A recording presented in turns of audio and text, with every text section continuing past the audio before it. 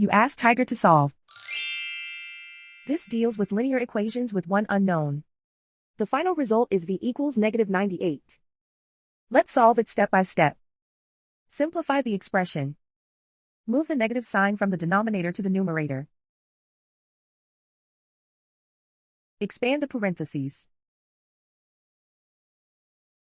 Break up the fraction.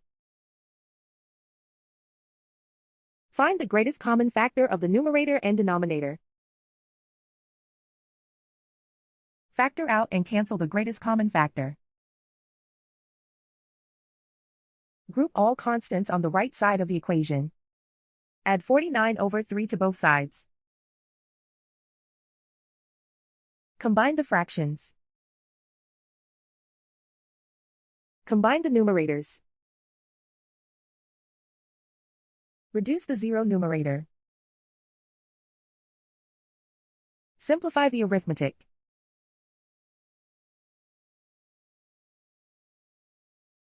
Isolate the v.